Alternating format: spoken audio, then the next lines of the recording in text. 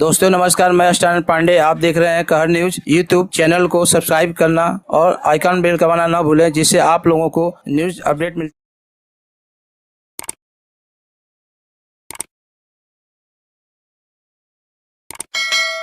छत्रपति शिवाजी महाराज की भारत रत्न डॉक्टर बाबा साहब अम्बेडकर डॉक्टर बाबा साहब की 131वीं जयंती का आयोजन मुंबई के मलाड पश्चिम रेलवे स्टेशन के सामने रिपब्लिकन पार्टी ऑफ इंडिया के उत्तर मुंबई जिला अध्यक्ष हरिहर यादव जी के नेतृत्व में किया गया। इस अवसर पर रिपब्लिकन पार्टी ऑफ इंडिया के कार्यकर्ता के अलावा मलाड के नागरिक एवं हाकर्स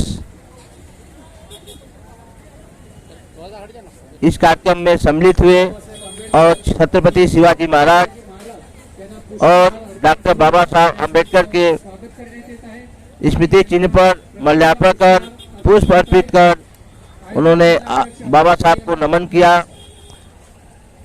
131वीं जयंती के शुभ अवसर पर बाबा साहब के पद चिन्हों पर चलने का संकल्प लिया।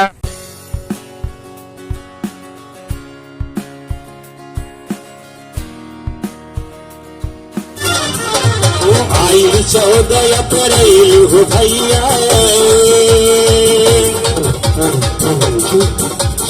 आई 14 अप्रैल हो भैया, मनाला अम्बेडकर जयंती लगा के जय भीम नारा, लगा के जय भीम नारा। आई 14 अप्रैल हो भैया, मनाला अम्बेडकर जयंती लगा के जय भीम नारा, लगा के जय भीम नारा। हमारे बड़े भाई रमेश भैया गौड़ जी की तरफ से 501 रुपए का पुरस्कार आया है। हम भैया का चरण छू के बाद प्रणाम करते हैं। कितना कष्ट करिले बाबा, कितना कष्ट करिले बाबा, करिले पढ़ाई, कितना कष्ट कइले बाबा, कइले कैसे हो पढ़ाई, तब जाके लड़ले बाबा, सब करे आंदोलन लड़ाई। हिंदुस्तान के शान बढ़ाइले, विश्व में नाम हो गइले, लगा के जय भीम नारा, लगा के जय भीम नारा। श्याम काशी जी की तरफ से जो कि उपाध्यक्ष है, उनकी तरफ से 501 रुपए का पुरस्कार आया है। मैं उनका हार्दिक अभिनंदन स्वागत करता हूँ और भैया का जय छोटे बार बार प्रणाम करता हूँ। बाबा साहेब अमर रहे, रमेश भैया जिंदाबाद, हरिहर यादव जिंदाबाद, बाबा साहब अमर रहे, भोले साहब जिंदाबाद। कहले अपना हाथ खातिर लड़ा भाई हो लड़ाई। कहले अपना हाथ खातिर लड़ा सब भाई जब लड़ाए।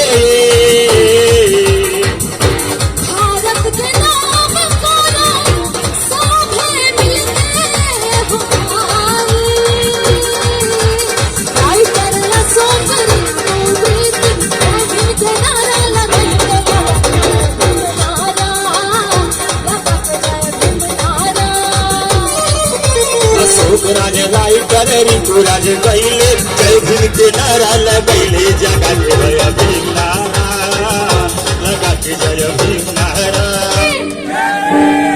इस भारत के लिए डॉक्टर बाबा साहब अम्बेडकर जी ने क्या क्या किया है वो आप सभी लोगों को पता है। भैया मनाला अम्बेडकर जयंती लगा के जय भीम नारा,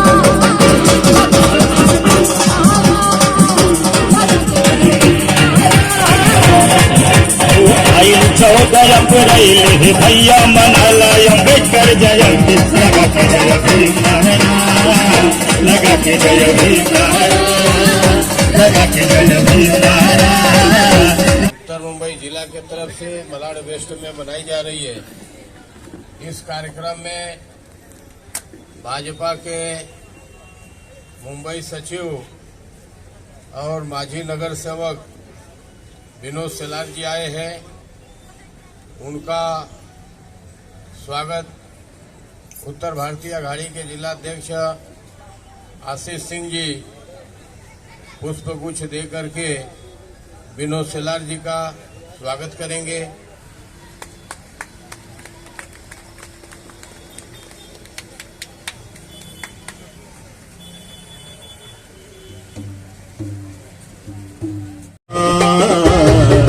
जन्मस्थाने भीमबार, जन्मस्थाने भीमबार, जन्मस्थाने भीमबार, सोनियाची उगवली।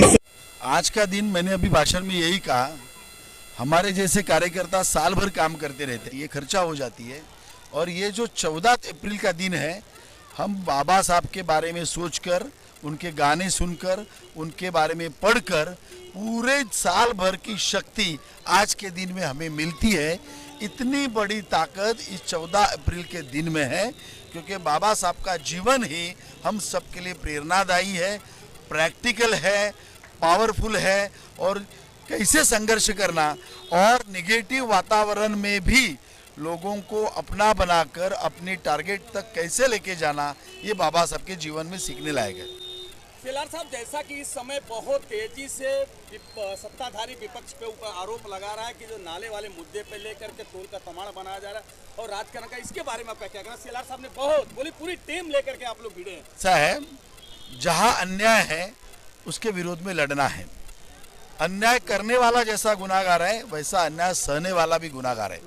इतने साल हो गए, आज भी मुंबई शहर में बारिश के पहले वही नाला, वही खड्डा, वही रोड, कितने दिन तक ये सहेंगे? और उसके विरोध में भारतीय जनता पार्टी खड़ी हुई है। समाज में जो जो कमजोरियां है, उससे आम जनता को उससे निजात पाना, यही कार्य लेके हम चल रहे हैं। अभी इसी की वजह से कुछ लोगों को तकलीफ हो रही है, लेकिन किसी को तकलीफ होने से हमें क्या है? हमें तो आम लोगों के लिए जीना है, आम लोगों के लिए मरना है, और वही कर रहे हैं। और इसीलिए ये न अलग अलग माध्यम से हमें भी तकलीफ देने का काम चल रहा है, लेकिन लोगों को भलाई करते वक्त किसी ने पत्थर भी मारे तो हमारे लिए पत्थर नहीं है, हम तो अपना काम करते जाएंगे। सेलार साहब, जैसा कि आप जानते हैं कि राज ठाकरे साहब ने एक आह्वान किया है कि 3 मई के बाद कोई मस्जिदों के बगल में अगर कोई भोपा लगा रहेगा तो उसको हम चांसा पढ़ेंगे, उसका हम विरोध जताने का काम करेंगे। तो आप कैसे किस नजरिया से देखते हैं? क्या उनको समर्थन करते हैं, विरोध करते हैं? नहीं, देखिए, इस मुंबई के पुलिस कमिश्नर ने बीच में नॉइज पोल्यूशन का बात किया था। जब हम नॉइज पोल्यूशन का बात करते हैं, यहाँ पर भी लिखा हुआ है ना कि भाई ज़्यादा हॉर्न मत बजाओ, तो मुझे ऐसा लगता है अपनी वजह से किसी को तकलीफ नहीं होनी चाहिए, ये हर व्यक्ति ने देखना चाहिए। और इसीलिए अगर उस पोंगे से किसी को तकलीफ होती है, कोई बच्चे पढ़ते भी रहते हैं, कोई बीमार भी पड़ता है, कभी कभार त्यौहार आए और किसी ने बजाया तो एक बार बात ध्यान में आती है, लेकिन लगातार इस तरह का काम करना और लोगों को अगर तकलीफ होती है तो उसके ऊपर विचार करने की आवश्यकता है। आप समर्थन देते हैं? ऑफ कोर्स, पूछने की क्या बात है। रामनवमी की अभी यात्रा निकली थी, हर साल निकलती है, मालवनी में भी निकली थी, हम लोग भी गए थे। और मालवनी के यात्रा में ही अभी इतनी बड़ी राम भक्त सब आए और इतनी बड़ी यात्रा निकली, तो पुलिस को या इस सत्तारूढ़ पक्ष को थोड़ा मन में दर्द तो होगा ही होगा। और इसीलिए आजकल तो क्या हो गया है, ये सत्ता में जो पक्ष है वो कोई ना कोई माध्यम से भारतीय जनता पार्टी, आरपीआई के कार्यकर्ताओं को टारगेट बनाने का काम तो कर ही रहा है। और हमें मालूम है, जब देखो पत्थर किसके ऊपर मारा जाता है, जिस पेड़ पे फल आते हैं उस पर पत्थर मारते हैं।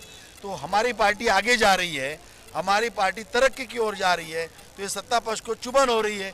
इसीलिए कुछ न कुछ माध्यम से हमें टारगेट बनाना, ये करते रहे, लेकिन हमें उसके लिए कोई प्रॉब्लम नहीं। आप आपका काम करो, उसमें अच्छा लगता है, लेकिन आम जनता को मालूम है सही क्या है। राम भक्तों को रोकने का काम किसी ने किया था, अभी वो घर बैठा है, तो क्या अगर राम भक्तों को कोई रोक नहीं सकता है।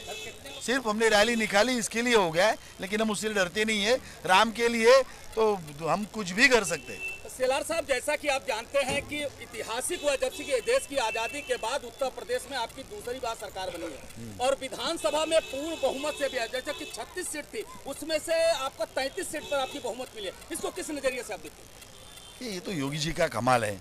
मोदी जी और योगी जी, ये पिछड़ा वर्ग है, अंतिम छोर पर जो व्यक्ति रहता है उसके विकास के लिए काम करते हैं। और जो इतने साल उत्तर प्रदेश में हुआ नहीं, आपने देखा उत्तर प्रदेश में क्या विकास हुआ क्या? अभी बुलडोजर बाबा करके जा रहे हैं, जो अनधिकृत है, एनक्रोचमेंट है, उसके ऊपर एक्शन लेने का काम चालू है। यानी जो भाई लोग हैं, दादा लोग थे, जिन्होंने इतने साल उत्तर प्रदेश में यानी आम लोगों को परेशान किया, उन सभी को ठिकाने लगाकर कानून का राज्य चले, इस तरह का काम योगी जी कर रहे हैं। तो उनको सक्सेस मिलना स्वाभाविक ही है और हमारा जीत का मार्जिन और आगे वाले दिनों में बढ़ते जाएगा। क्या महानगर पालिका में भी आपकी ऐसा रंग लाएगी, ऐसी आपका चुनाव? देखिए ऐसा है ना, ये कुछ बोलने की जरूरत ही नहीं है। इलेक्शन आगे आगे जा रहा है, इसका मतलब ही आप समझा करो। सत्ता पक्ष ये सोच रहा है अभी इलेक्शन लेंगे तो तकलीफ होगा। हैप्पी अंबेडकर जयंती, सभी देशवासियों को हार्दिक शुभेच्छा। यहाँ के स्थानिक फेरी वाले, व्यापारी, मलाड़ के नागरिक भाई बहनों को मैं रिपब्लिकन पार्टी उत्तर मुंबई जिला के तरफ से हार्दिक हार्दिक बधाई देता हूँ, शुभकामना देता हूँ। भारत के भाग्य विधाता परम पूज्य भारत रत्न डॉक्टर बाबा साहेब आम्बेडकर की आज 131वीं जयंती है और देश भर में धूमधाम से मनाई जा रही है। डॉक्टर बाबा साहेब आम्बेडकर की 131वीं जयंती से भी और मजबूती से 132वीं मनाई जाएगी।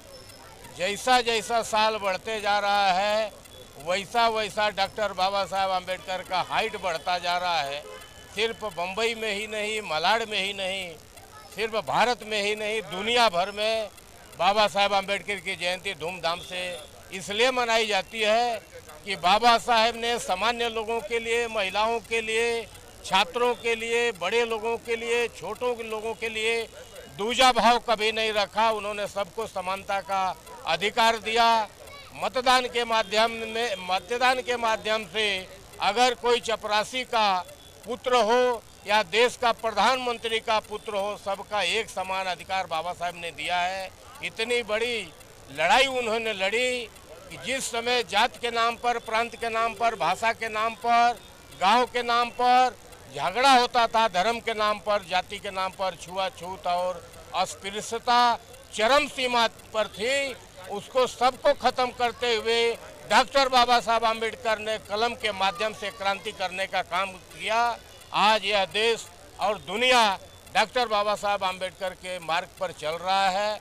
जहां युद्ध होता है वहां युद्ध नहीं, बुद्ध चाहिए, और इस तरह का बाबा साहब ने मार्ग हमको दिया है। डॉक्टर बाबा साहब आम्बेडकर के वजह से कश्मीर से लेकर के कन्याकुमारी तक का अखंड भारत एक है। अगर बाबा साहब नहीं होते, ये संविधान नहीं होता, तो यह देश टुकड़ों टुकड़ों में बढ़ जाता था। इसलिए मैं शुभकामना देता हूँ जयंती के शुभ अवसर पे। और क्या संदेश देना चाहते हैं पूरे भारत के रहवासियों को? सबसे पहले संपूर्ण भारतवर्ष को 131वीं जयंती के उत्सव पर खूब खूब शुभेच्छा। आज हमारे अधिकार और हमारे सामान्य वर्ग होने का आज एक महोत्सव है। परम पूज्य डॉक्टर बाबा साहब अम्बेडकर जी ने आज ये जो उनकी जयंती है, उन्होंने इस धरती पर जन्म लेकर हमारे ओबीसी, पिछड़े, दलित और जो समाज है जो आज पिछड़ी हुई है, उन सभी को लिए उन्होंने समान अधिकार का उन्होंने संविधान लिखा। उस संविधान के लिए आज समानता का दिन है, तो मैं इस दिन के निमित्त सभी को खूब खूब शुभेच्छा दूंगा। सर, नेताजी, जैसा कि मैंने अभी पहले भी मैंने एक क्वेश्चन किया है कि राज ठाकरे ने जैसा उन्होंने कहा है कि मस्जिद के सामने अगर 3 तारीख को मस्जिद से भोपा नहीं हटाया जाएगा तो मैं हनुमान चालीसा पढ़ूंगा। इस पे आप किस नजरिए से देखते हो? आपका क्या समर्थन है या विरोध है? मैं समर्थन विरोध दोनों नहीं कर सकता, क्योंकि सबसे पहले मैं एक उत्तर भारतीय नेता माना जाता हूं माननीय आठवले साहब की नज़र में। और मेरे उत्तर भारतीयों के साथ जो राज ठाकरे जी ने पिछले गत वर्षों में जो उन्होंने अनदेखी की है, जो उन्होंने अत्याचार किया है, मैं उसका निसंदेह विरोध करता हूं। मुझे इस चीज़ का बहुत शर्म फील होता है कि मैं उनको सपोर्ट करूं। आज जो हिंदुत्व के मुद्दे पे आ रहे हैं, जो माननीय परम पूज्य बाला साहब ठाकरे जी ने जो रास्ता अपनाया था वही रास्ता राज ठाकरे जी अपना रहे हैं। मुझे लगता है सबसे पहले उनको हिंदुओं में मतभेद नहीं करना चाहिए। अगर वो हिंदुत्व का मुद्दा लेके चलते हैं तो सबसे पहले उन्हें उत्तर भारतीय, गुजराती, जैन या महाराष्ट्रियन या तमिलनाडु, केरला या देश के विभिन्न वर्गों में बटे हुए सभी हिंदुओं को एक प्लेटफॉर्म पे लाने का कार्य करना चाहिए। उसके बाद उनको ये भोपू का मुद्दा या अन्य कोई भी मुद्दा उनको उठाना चाहिए। आप जब मर्जी उत्तर भारतीयों का विरोध करते हो, जब मर्जी मुसलमानों का विरोध करते हो, ये किस हद तक सही है? क्या ये राजनीतिक मुद्दा है या ये वोट पाने का मुद्दा है? मुझे ये मुद्दा समझ में नहीं आता। अगर ये मुद्दा सही है तो आप अगर हिंदू हो तो मैं भी आदिवासी हिंदू हूँ। अगर मैं आदिवासी हिंदू हूँ तो मुझे आप अपनाओ। अगर मुझे आप अपनाते हो तो इस चीज़ का आप सबसे पहले आप सबूत दो लोगों के सामने। ये चीज़ आप प्रूफ करो कि मैं हिंदू हूँ। क्या मैं आदिवासी हूँ? क्या मैं दलित हूँ? क्या मैं हिंदू हूँ? क्या मैं मुसलमान हूँ? मैं हूँ कौन? क्या मैं मुसलमान हूँ तो मैं भोपू नहीं बजा सकता? अगर मैं हिंदू हूँ तो मैं साजरा नहीं कर सकता? अगर हमारा हिंदुस्तान है और अगर मोदी जी ने सिविल कोड की अगर स्थापना करने का उन्होंने घोषणा किया है तो सबके लिए समान अधिकार होना चाहिए। मैं कभी भी इस चीज़ को सपोर्ट नहीं करता कि भोपू बजना चाहिए, लेकिन मैं इसका विरोध करता हूं कि उत्तर भारतीयों का विरोध होना चाहिए। इसका मैं विरोधक हूं। नेताजी, जैसा कि आप जानते हो कि हाई कोर्ट और सुप्रीम कोर्ट का डायरेक्शन है कि कोई भी 2005 के कायदे के अनुसार कोई मस्जिद के ऊपर कोई भी भोपू नहीं बजा सकता है, आह्वान नहीं कर सकता। तो अगर इस पर अगर एक करता है तो गैर कानूनी है कि नहीं? इसका क्या? बिल्कुल गैर कानूनी है। अगर सुप्रीम कोर्ट ने ये चीज़ जाहिर किया है, बिल्कुल गैर कानूनी है।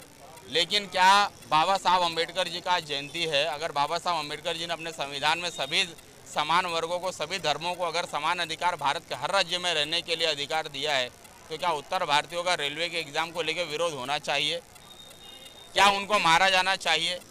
अगर आज कभी आप उत्तर भारतीयों का विरोध करते हो, कभी आप मुसलमानों का विरोध करते हो, कभी आप अलग अलग धर्मों का विरोध करते हो, तो मैं सहमत नहीं हूँ। मैं चाहता हूं अगर आप हिंदुत्व को लेकर चलना चाहते हो तो उत्तर भारत का रहने वाला प्रत्येक हिंदू महाराष्ट्र में रहकर भी हिंदू है, उसको भी आप सपोर्ट करो। सर मैं एक बात पूछना चाहता हूं जी। हमारे प्रधानमंत्री ने कहा है सबका साथ सबका विकास जी। तो सबका साथ का मतलब होता है कि उसमें कोई जात धर्म नहीं। बिल्कुल। तो सिर्फ मस्जिद पे भूमा का मुद्दा नहीं है। अगर भूमा लगा है तो मस्जिद पे नहीं, मंदिर पे भी लगता है, बिल्कुल पे भी लगता है, बिल्कुल चर्च पे लगता है। तो सिर्फ मुसलमानों के मस्जिद पे ही क्यों ये आवाज उठाया जा रहा है? मेरा ऐसा मानना है कि यह जो कानून है ना, ये सभी के लिए समान होना चाहिए। सभी के लिए एक टाइम सीमा, एक समय फिक्स होना चाहिए कि चाहे मस्जिद का भोपू हो या मंदिर का घंटा हो या किसी भी सामान का यह चर्च की घंटी हो, ये इसका एक टाइम लिमिट होना चाहिए। हर इंसान को भारत में समान जीने का अधिकार है। हर किसी को समय पे सोने और जागने का, काम पे जाने का अधिकार है। यह नहीं कि सुबह 5 बजे चालू किए, शाम 5 बजे तक आप नमाज पढ़ रहे हो, जब मर्जी आप भजन चालू कर दिए, जब मर्जी हनुमान चालीसा चालू कर दिए। मैं इससे सहमत नहीं हूँ। सभी के लिए समान अधिकार होना चाहिए। सभी के लिए समय समय पर हर चीज़ नियंत्रित होनी चाहिए। ये अधिकार तो बाबा साहब अम्बेडकर ने ही दिया सबको। बिल्कुल बाबा साहब ने दिया, लेकिन उन्होंने संशोधन का भी अधिकार दिया है। मेरा ऐसा मानना है कि संशोधन भी होना चाहिए। ज़्यादा ना बोलते हम लोग कार्यक्रम का आनंद उठाएंगे। काफ़ी लोग बैठे हैं। जय हिंद, जय भीम, जय महाराष्ट्र। हरियाणा यादव साहब, जब अभी चुनाव आ रहा है, जैसा कि आप जनता, अभी आप किस तरह से आपकी तैयारियां चल रही है? रिपब्लिकन पार्टी और भारतीय जनता पार्टी मिलकर के चुनाव लड़ेगी और महानगर पालिका में भारतीय जनता पार्टी का महापौर होगा और रिपब्लिकन पार्टी का उप महापौर होगा। मुंबई महानगर पालिका को ताबे में लेने का काम करेंगे। साहब, आप कितना है आपका उत्तर मुंबई जिला में कितना सीट मांगेंगे? उत्तर मुंबई जिला में हम 10 सीट मांगने वाले हैं। 10 सीट पर बातचीत हुआ है और हमको 8 या 9 सीट मिलने का हमको संभावना है। अभी यहाँ पर सब जो लोग इकट्ठा हुए हैं संगीत सुनने के लिए, गाना सुनने के लिए हुए हैं, आप सबसे मैं गुजारिश करूँगा कि आप लोग भी इसका लुत्फ़ लीजिए और बाकी लोगों को भी सुनने दीजिए। थैंक यू, धन्यवाद।